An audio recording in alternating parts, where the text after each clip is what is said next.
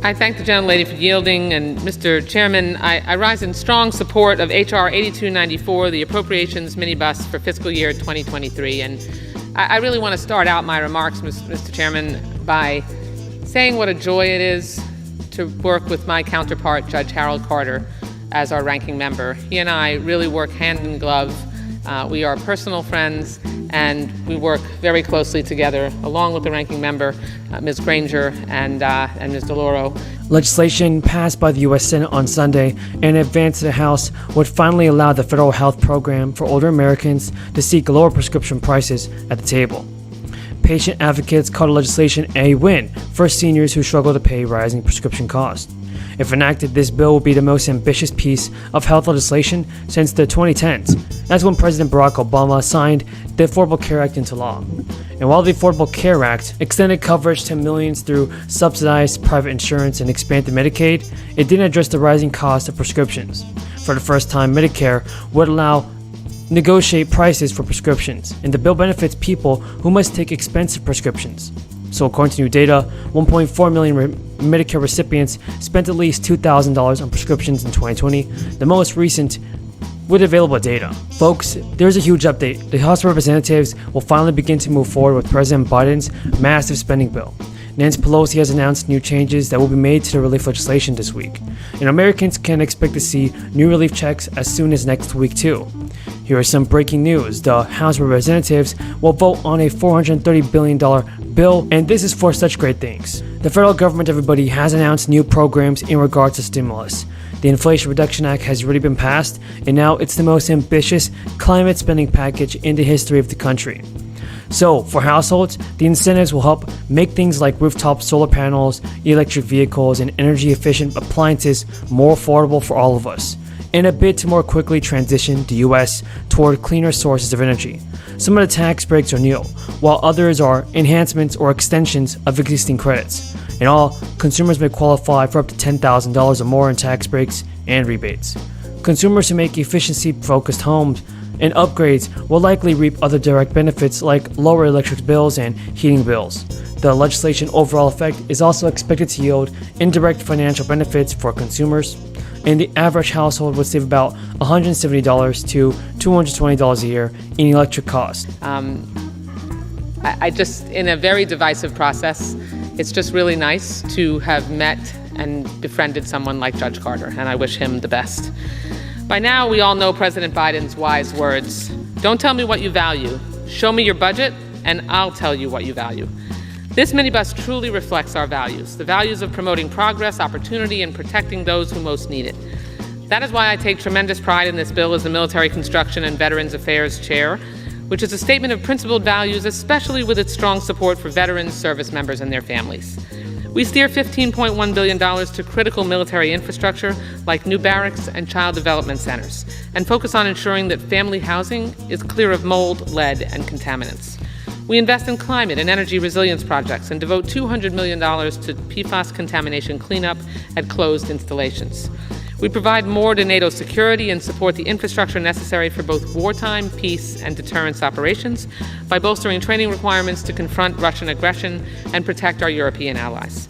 This bill improves the quality of life on military installations and honors service members and their families once they leave these facilities by ensuring veterans receive the care and support they earned. We do it by providing the Department of Veterans Affairs $135 billion to boost medical research and fully fund medical care. We make major investments in women's health, mental health, suicide prevention, and homelessness programs, and we tackle the disability claims backlog. The bill also tackles two issues close to mine and many members' hearts. It includes a prohibition on the painful scientific testing on dogs and cats, and it also makes permanent VA's authority to offer a full range of fertility treatment. That means expanding eligibility to include partners in addition to spouses, removing the discrimination against same-sex couples, and allowing the use of donated sperm and eggs in IVF. Outside of Milcon VA, the Energy and Water Bill appropriates a record $407 million for Everglades restoration. The River of Grass is the lifeblood of South Florida, and the chance to make this level of historic progress is hugely significant toward our restoration efforts. I'm proud that this bill makes it a priority to reduce the number of injuries and deaths associated with pools and spas. We will save lives by increasing funding for pool safety grants to $2.5 million. Drowning poses a significant public health. So much much to talk to you about. We wanted to start there, Kevin, because you have been all over this move by the streamers to go into ad-supported tiers. Do you think Netflix can pull it off if they do something like this and sort of decrease the value for customers? Well, first of all, nice to be here. Thanks for having me, Sarah. Always a pleasure. Yes, I do think they can do this. There's a massive amount of demand by advertisers for high-quality premium video placement. And as the linear television audiences have shrunk so dramatically, you can find those audiences being replaced in these over-the-top, SVOD services. So there's plenty of demand from the advertisers. There are consumers who I think will feel well served by having a lower price point option if they're willing to put up with advertisements. I think it works for consumers as a choice. It works for advertisers. The tailwinds are there from a business perspective, massive secular tailwinds. I think it's a great move, and I'm sure they can pull it off. And can they pull it off and become profitable? It's really been a whole rethink by Wall Street about whether streamers can do this profitably. I think the streaming business is inherently profitable. The pricing has come up. People are getting more judicious about their spend. They're still spending a huge amount on great entertainment product, which is where my company Candle Media comes in as an independent provider of that content. They're still spending a lot, but I think the growth in that spending has mitigated to some degree. And there's a renewed emphasis from Wall Street, not just on the top line subscriber number, but of course on the bottom line. I think that's healthy, and I think it will serve everyone's interest. And I do think fundamentally streaming is a profitable business. There is no reason that this shouldn't provide very stable and ongoing returns to the successful players. So does Disney just have to, I don't know, hike another four times? I've already said that for my kids, I would pay a really high amount of money for Disney Plus, given their addiction to some of these movies. Is that how it's going to go? Well, look, you don't have infinite pricing power. Look at what happened to Netflix before their last earnings call. They had a substantial price increase. I believe that the number of disconnects and the churn from that price increase surprised Netflix. I do think that, for instance, with Disney Plus, this is a big price move. Adding $3 to a $7.99 base price is very substantial. The graphic there says a 38% increase. I think you'll see some fallout from these price increases.